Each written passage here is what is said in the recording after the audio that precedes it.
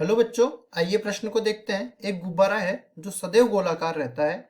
एक पंप द्वारा 900 घन सेंटीमीटर प्रति सेकंड की दर से फुलाया जा रहा है। अब देखिए इस प्रश्न को समझिए। जब भी मैं किसी गुब्बारे को फुलाऊंगा तो उसमें हवा अंदर जाएगी और ये हवा में जो हवा के आयतन में जो परिवर्तन की दर आएगी ना, वो उसी को ये बोल रहा है कि उसको फुलाने में परिवर्तन की दर आ रही है, मतलब उसके आयतन में परिवर्तन की दर हमें बोल रखा है। इसके बाद में बोला है कि गुब्बारे की त्रिज्या में परिवर्तन की दर ज्ञात कीजिए, जबकि त्रिज्या 15 सेंटीमीटर दे रखा है।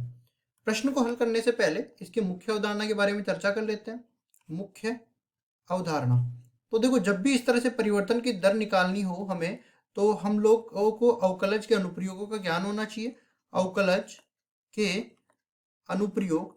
और ये अनुप्रयोग कैसे पढ़ते हैं, देखो, जब भी हम लोग dy बटा डी एक्स मतलब y का x के सापेक्ष अवकलन करते हैं, तो इसका मतलब ये होता है कि y में x के सापेक्ष परिवर्तन की दर, x के सापेक्ष परिवर्तन की दर। अब देखो, परिवर्तन की दर ये हमने पढ़ लिया। अब अवकलन द्वारा कैसे करेंगे इस सवाल को हल, वो सवाल में चल के देखते हैं। तो देखिए, सबसे पहले गोले की बात करी गई है, तो हम लोग लिखेंगे गोले की त्रिज्या। गोले की त्रिज्या ये हम लोग अपनी तरफ से मान लेते हैं आर के बराबर, जो कि दे रखी है 15 सेंटीमीटर के बराबर। फिर देखो, गोले के आयतन की बात करी गई है, क्योंकि हवा का आयतन मतलब गोले का आयतन। तो देखो, गोले का जो आयतन होता है उसका सूत्र अपने को आता है। गोले का आयतन, इसको हम v से निरूपित कर देते हैं और ये बराबर हो जाएगा 4/3 pi R cube. 4/3 pi R cube इसके बराबर हो जाएगा। अब देखो, हवा के आयतन में परिवर्तन की दर मतलब गुब्बारे के आयतन में परिवर्तन की दर, तो ये किसके बराबर हो जाएगा, dv बटा में dt। समय के सापेक्ष बोल रखा है ना, तो dv बटा dt का मान हमें पहले ही दे रखा है 900 घन सेंटीमीटर प्रति सेकंड, ये दे रखा है। और क्या पूछा है, इसके त्रिज्या में परिवर्तन की दर पूछा है समय के सापेक्ष, dr बटा dt, इसका मान हमें पूछ रहा है। तो सवाल में आगे बढ़ते हैं। देखिए, हमें बोला है कि v बराबर में ये हमने लिख दिया कि 4/3 पाई आर क्यूब होता है, ये ऐसा सूत्र है।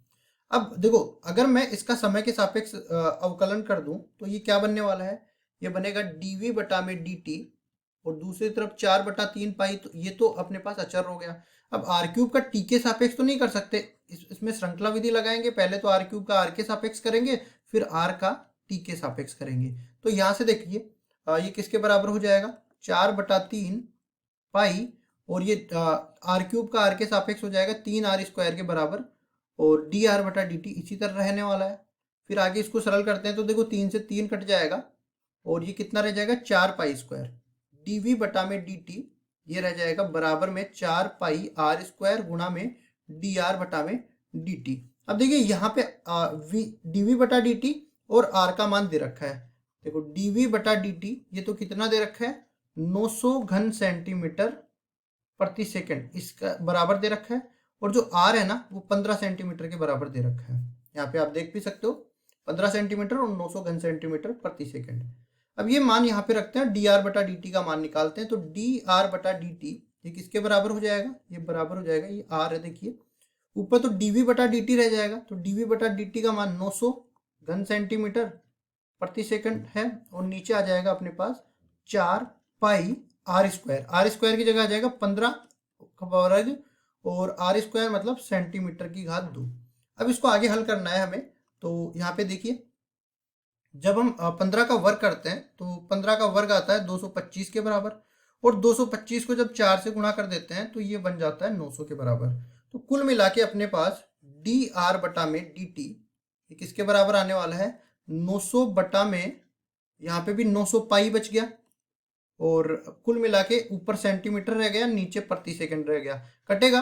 तो ये अपने पास आने वाला है डी आर बटा में डी टी ये बराबर आ जाएगा 1/पाई सेंटीमीटर प्रति सेकंड। मतलब अगर मैं जो गुब्बारा है उसकी त्रिज्या में परिवर्तन की बात करूं समय के सापेक्ष, तो ये बराबर आ जाएगा 1/पाई सेंटीमीटर प्रति सेकंड के बराबर, और यही हमारा उत्तर हो जाएगा। आशा करता हूँ ये सवाल आपको समझ में आया होगा।